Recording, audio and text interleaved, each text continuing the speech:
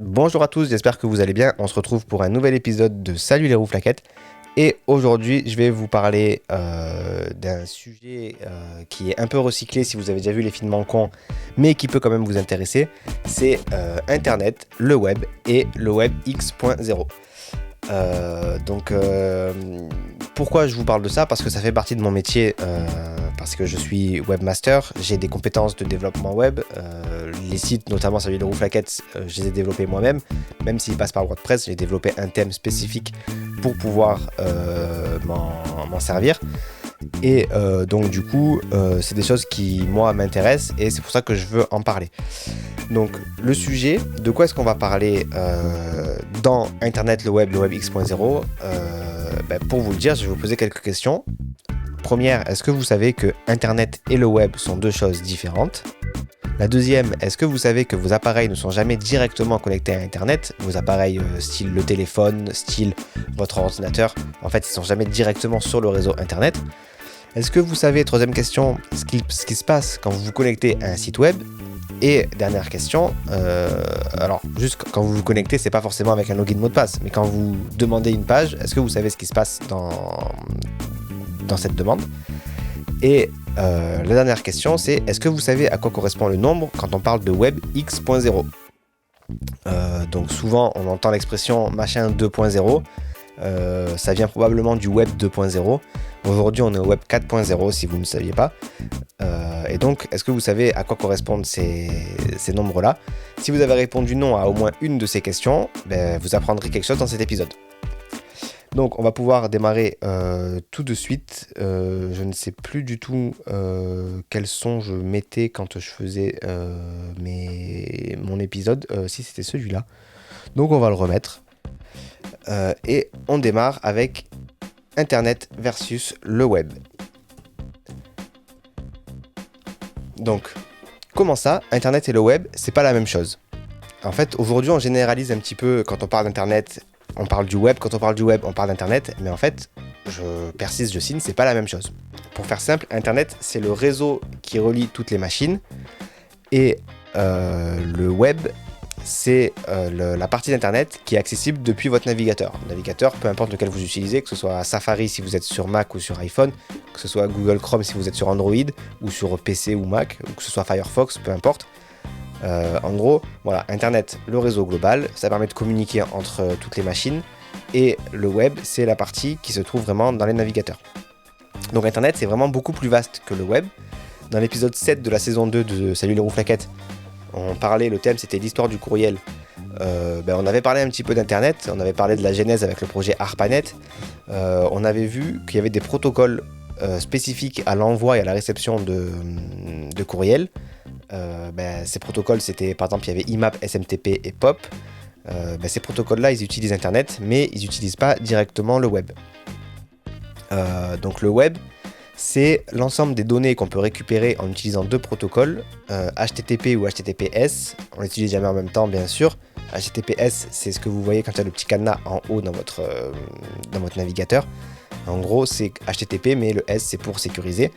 Et HTTP, ça veut dire protocole de transfert d'hypertexte, donc hypertexte transfert protocole. Donc ce protocole de transfert hypertexte, qu'est-ce que c'est? C'est le protocole qui explique comment transférer de l'hypertexte. Donc je ne vais pas parler dans cet épisode de la génération et de la composition d'une page web, mais je vais quand même dire un ou deux mots sur ce que c'est que l'hypertexte. Pour faire court, c'est du texte qui contient, en plus du texte qui est destiné à...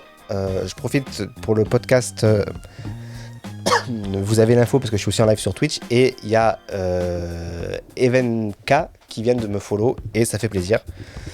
Normalement il y a du son, mais c'est vrai que j'ai coupé le son comme un naze. Bref, revenons à l'épisode. Pardon, parce qu'en plus je suis un peu malade, comme vous l'entendez. Donc, l'hypertexte, c'est du texte qui contient, en plus de ce qui s'affiche à l'écran pour l'utilisateur final, c'est d'autres informations, comme par exemple de quelle couleur afficher ce texte, qu'est-ce que c'est que ce texte, est-ce que c'est un article, est-ce que c'est un titre, ce genre de choses. Donc ça passe par des balises et ça permet de faire en sorte que le texte soit enrichi, et c'est ça qu'on appelle de l'hypertexte. Donc là on sait faire la différence entre internet et web, et avant d'approfondir les questions de web, on va se poser la question, comment est-ce qu'on se connecte à Internet? Et je suis désolé pour ça. Je vais boire un petit coup avant de poursuivre si ça vous dérange pas. Et on va continuer.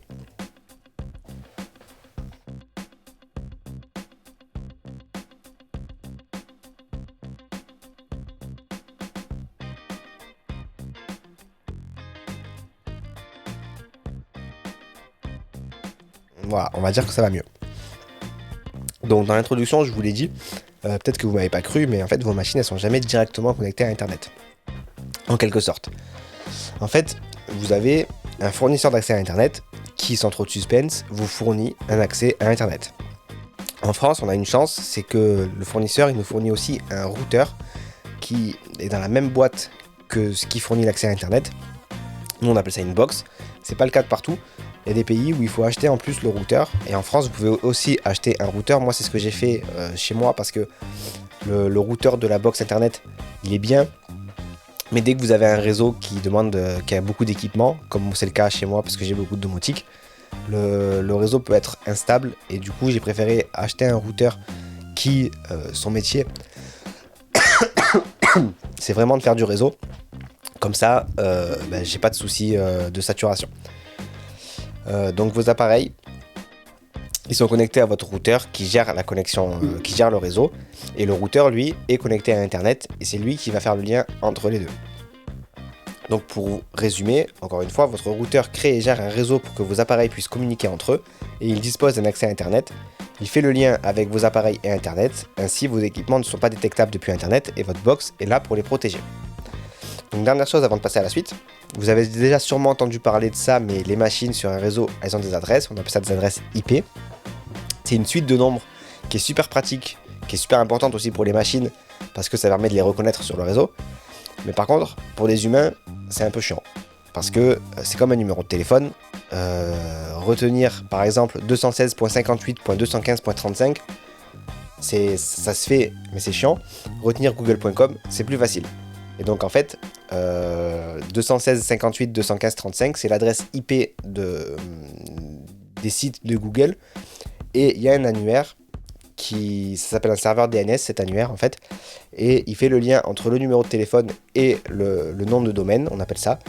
C'est un peu comme l'application contact de vos téléphones. C'est plus simple d'appuyer sur le nom de votre contact plutôt que d'appuyer plutôt que de retenir le téléphone, ou alors d'avoir le numéro de téléphone, mais de devoir se rappeler que 06 machin, c'est telle personne. Donc voilà pour la partie se connecter à Internet. Maintenant, on va voir l'affichage d'une page web. Donc, comment est-ce que votre ordinateur, qui du coup n'est pas connecté à Internet, comme je vous l'ai dit, arrive à afficher la page web que je lui demande? J'en parlais tout à l'heure dans mon live Twitch, parce que le live Twitch dure plus longtemps, mais de nos jours, on cherche plus trop à savoir comment les choses fonctionnent. Ce qui est important, c'est que ça fonctionne. Et souvent, l'excuse, c'est que c'est pas de notre génération, ou alors c'est trop compliqué, ou alors carrément l'excuse ultime, c'est que ça nous intéresse pas. Je trouve ça un petit peu dommage. J'ai une anecdote là-dessus. Avant l'anecdote, désolé pour ceux qui m'écoutent, mais je vais devoir me moucher.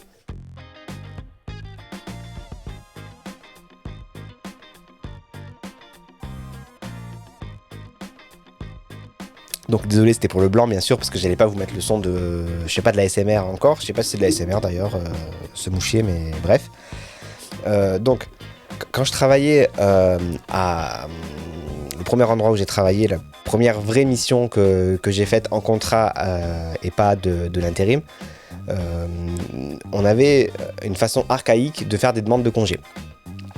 Comment ça marchait? Il fallait imprimer une feuille, se la remplir pour dire je veux prendre un congé tel jour, la donner à sa direction qui la signe, l'envoyer par courrier interne en direction des ressources humaines pour qu'ils valident, qu'ils vérifient qu'on ait bien le bon nombre de jours de congé, tout ça, qui nous la renvoie par courrier interne à notre directeur, qui nous la fait passer pour dire que c'est bon. Donc, c'est archaïque dans un monde où on pourrait faire ça sans tuer des arbres, sans avoir besoin de papier. Sauf que l'argument contre la dématérialisation, c'était quoi? C'était que les agents qui travaillent sont pour la plupart pas de la génération Internet. Donc, alors, il y avait l'excuse que pas tout le monde n'a un poste informatique, ce qui peut se régler très facilement. En fait, à partir du moment où il y en a un dans le service qui a un poste informatique, c'est possible de gérer les congés pour tout le monde. Et l'autre possibilité, c'est tout simplement de garder la version papier pour ceux qui n'ont pas d'ordinateur. Donc ça, c'est géré. Par contre, il y avait le truc de les agents, ils ne sauront jamais se servir de ça pour poser des congés. Plus tard, il y a un nouveau directeur DSIT, donc la direction des services informatiques et téléphoniques, qui est arrivé et qui a dit on va quand même le faire parce que il n'y a pas de raison qu'on le fasse pas. Ça marche de partout, il n'y a pas de raison que ça marche pas chez nous. Donc il le met en place et il se trouve que au bout d'une semaine, les agents qui étaient censés être un problème parce qu'ils n'arrivaient pas à se servir de l'appareil pour poser des congés, c'est eux qui expliquaient à notre directeur comment poser des congés. C'est eux qui disaient c'est bon, on a bien testé, donc si tu veux faire ça c'est ici, si tu veux faire ça c'est là, si tu veux paramétrer ça c'est ça. Et en fait ce sont les gens qui devaient poser problème qui en fait ont maîtrisé le plus vite la solution. Et ça montre bien que c'est trop compliqué. C'est qu'une question de motivation. Quand il s'agit de poser des congés, là c'est important. Quand ça touche au portefeuille aussi, c'est important. Et donc du coup, très rapidement, on arrive à avoir des actions. Donc fin de l'anecdote sur c'est trop compliqué. Donc on revient à notre question. Qu'est-ce qui se passe quand on demande d'afficher une page web? Première étape, c'est l'étape la plus importante de la suite d'étapes. C'est je tape l'adresse du site. Donc là on va dire je tape google.com. Donc je tape dans mon navigateur google.com, j'appuie sur entrée. On me dit que j'ai l'air crevé dans le chat Twitch. J'ai l'air crevé, je ne le suis pas. Par contre c'est vrai que la toux a repris plus que ce que j'avais depuis, ça fait 1h30 que je suis en live. Avant l'épisode, je toussais beaucoup moins. Et encore une fois je m'excuse du coup de cette voix que j'ai. Donc une fois que j'ai appuyé sur entrée, j'ai tapé google.com, j'ai appuyé sur entrée, mon ordinateur, il va aller voir mon routeur, il va aller le voir. Bien sûr, c'est des images, et je vulgarise. Ne prenez pas ça pour argent comptant, c'est dans l'idée comment ça fonctionne. Donc mon ordinateur, il va aller voir mon routeur, et il va lui dire « Wesh frère, j'ai besoin de la page google.com ». Donc première chose, mon routeur, ce qu'il fait, c'est qu'il retient que l'ordinateur de Vincent, il a besoin de la page google.com. Il se met cette information de côté, parce que sur un réseau, il pourrait très bien y avoir une autre personne qui demande une autre page. Il pourrait très bien y avoir une enceinte connectée qui a besoin de se mettre à jour et qui demande quelque chose aussi. Donc le routeur, il faut bien qu'il sache, une fois qu'il a les informations qui sont demandées, qu'il sache à qui les renvoyer. Donc il met ça sur un coin de table, il s'écrit ça. Et ensuite, il va chercher dans l'annuaire l'adresse de la page google.com. Donc il va faire une requête au serveur DNS. Il va lui dire moi j'ai google.com, j'ai besoin de savoir où est-ce qu'il habite. Donc il va faire la demande. Une fois que le serveur DNS a répondu, donc il va lui dire pour Google par exemple, parce que c'était pas des bêtises ce que je vous ai dit tout à l'heure, si vous tapez dans votre navigateur 216.58.215.35 entrée, vous allez tomber chez Google. J'espère que quand vous regarderez on me dit que ça sent le PCR dans le chat. J'ai fait un test PCR, Nicolas, parce que tu le sais pas, j'ai fait un test PCR hier parce que ça fait depuis jeudi après-midi que je suis malade. Donc j'ai fait un test PCR qui s'est révélé négatif. Mais il se trouve que Flora ne sent plus le goût. Donc ça pose des questions quand même. Donc elle a fait un test PCR ce matin, on attend les résultats. Bref. Donc j'espère que d'ici la publication de l'épisode et même d'ici quelques années, Google va pas changer l'adresse IP, parce que sinon si vous tapez 216.58.215.35 et que vous y allez, peut-être que vous allez tomber sur quelque chose d'autre, quoi. Donc j'espère qu'ils changeront pas. Donc une fois qu'il a l'adresse, qu'est-ce qu'il fait? Il y va à cette adresse et il lui dit donc en fait juste un tout petit point de vocabulaire rapide. Quand le routeur va demander l'adresse au serveur DNS, on dit qu'il va résoudre le nom de domaine. Voilà. Ça, c'est une petite information que vous pouvez garder dans un coin de votre tête. Peut-être qu'un jour, à qui veut gagner des millions, question à 1 million, on vous la posera et vous pourrez dire c'est grâce à Vincent, salut la rouflaquette, que je connais la réponse. Donc, une fois qu'il a l'adresse, il va chercher à cette adresse la page demandée. Donc, il dit à google.com j'ai besoin de la page google.com, ça pourrait être autre chose en fait. Donc, du coup, le serveur, qu'est-ce qu'il fait? Il reçoit ça, il traite la demande et il renvoie la réponse au routeur dans un format hypertexte, c'est ce qu'on a vu tout à l'heure, format HTTP. C'est pour ça d'ailleurs que dans les adresses, ça commence par HTTP. Le routeur, il reçoit ça, il regarde son petit papier qui sait qu'il avait fait la demande et il la renvoie à l'utilisateur. Et ensuite, le navigateur de l'ordinateur, il reçoit l'hypertexte, il va l'interpréter et il va l'afficher correctement pour l'utilisateur. Voilà tout le chemin que parcourt votre requête à partir du moment où vous tapez entrée pour accéder à une page web et le moment où elle s'affiche. C'est pareil quand vous cliquez sur un lien, c'est exactement la même chose, sauf que vous tapez pas le lien dans la barre d'adresse, c'est votre navigateur. Quand vous cliquez sur le lien, il sait que c'est ce lien là que vous voulez et donc du coup il va vous le chercher. Enfin du coup il le demande au routeur, qui le demande au DNS, etc., etc. Sachant que le DNS ça se demande pas toujours parce que quand vous êtes sur le même site par exemple, votre routeur il sait que c'est sûr que c'est à la même adresse et donc du coup il va le chercher à la même adresse. Bref, une fois qu'on a fait ça, on a fini toute cette partie là et il nous reste plus que la fin de l'épisode déjà pour parler du web X.0. Donc je note juste qu'on est à 16 minutes 30 de l'épisode si vous suivez, et le web X.0. Donc je voulais parler de ça pour finir l'épisode, la notion de web X.0, parce que sûrement que web 2.0 vous avez dû l'entendre, ça j'en suis quasiment sûr. Peut-être 3.0 parce que c'est quand même un web qui est important et qui est en train de... En fait c'est fini le web 3.0, on est en train de faire la transition vers le 4.0. La question qu'on peut se poser c'est est-ce qu'il existe un web 1.8, un web 2.5, un web 3.12 ? Pas du tout. En fait ces nombres là ils augmentent que de 1 et ils ont été inventés en fait à des changements dans la manière d'utiliser et la manière d'appréhender même le web. La naissance du web, on peut la dater à peu près dans les années 90 et en fait chaque décennie on a changé de web.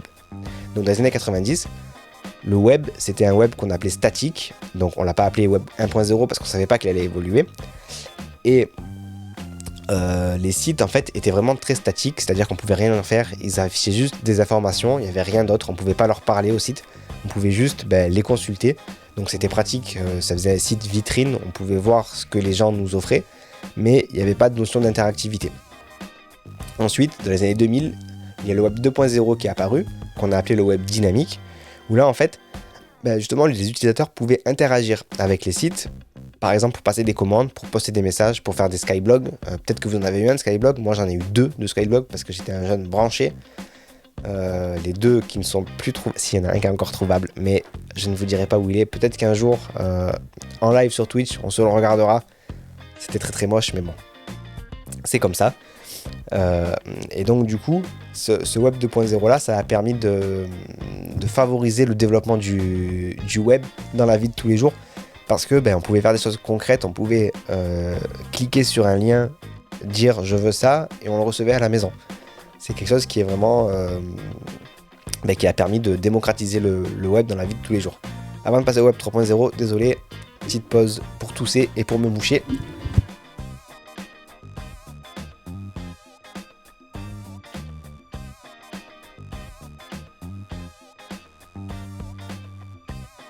J'ai passé 1h30 sans souci et là que j'enregistre le podcast, ça dégénère.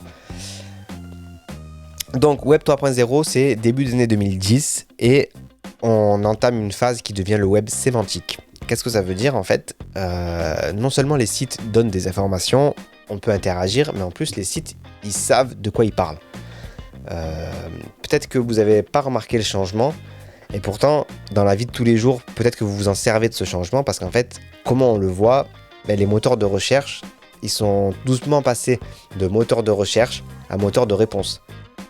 Avant, quand vous demandiez à Google, vous marquez, je sais pas moi, quelle est la couleur du cheval blanc d'Henri IV, il va vous mettre, Google, il vous afficher les résultats de plein de sites et c'est à vous d'aller chercher la réponse. Maintenant, quand vous posez une question à Google, D'abord, il y a une grande case où vous avez la réponse à la question, et ensuite, vous avez les liens.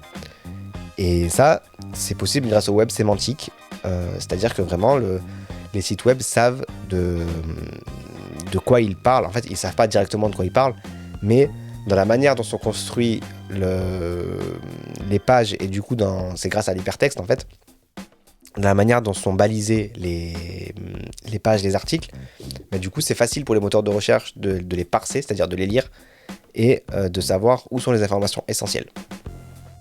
Et 2020, on a ouvert la porte au Web 4.0. On a aussi ouvert la porte à un virus, mais ça, c'est un autre sujet. Et donc, le Web 4.0, je suis vraiment désolé, certains pensent qu'il va s'appeler le Web intelligent. C'est une ère qui fait un peu peur, mais c'est normal, parce que comme tout changement, ça fait peur. Mais c'est une ère où les géants du web ils vous contaminent à distance avec des vaccins 5G. Pas du tout, désolé.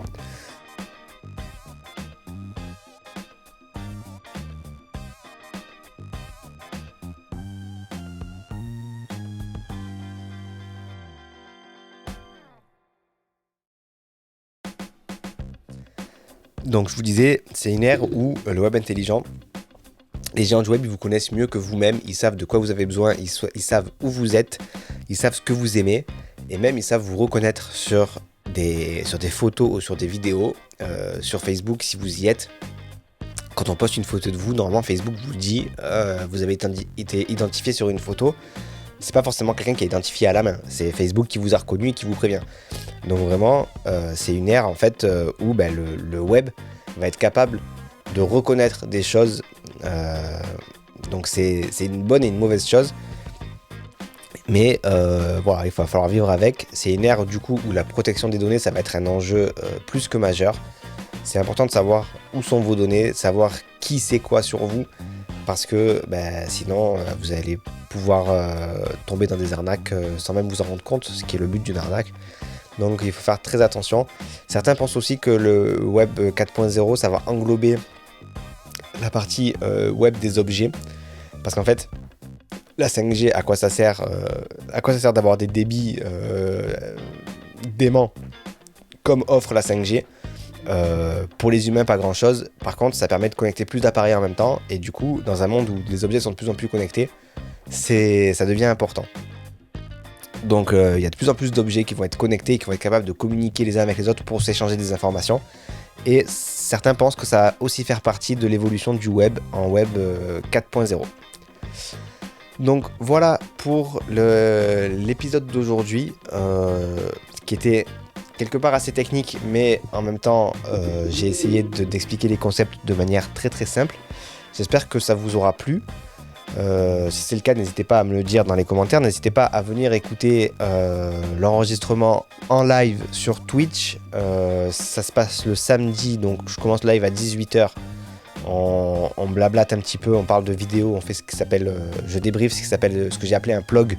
Vous avez le lien sur salulerouflaquette.fr, vous avez une page qui explique un petit peu le plug. Donc voilà, si ça vous intéresse, n'hésitez pas du coup à passer me voir en live, c'est le samedi à 18h. Et puis j'ai rien d'autre à rajouter, donc je vous fais des bisous. Et puis je vous dis à très bientôt pour un nouvel épisode de Salut la Rouflaquette. Ciao. Si cet épisode vous a plu, n'hésitez pas à le partager et à vous abonner pour n'en rater aucun. Suivez-moi sur Facebook, suivez-moi sur Twitter, suivez-moi sur Instagram, ne me suivez pas dans la rue et je vous retrouve bientôt pour un nouvel épisode de Salut les Rouflaquettes.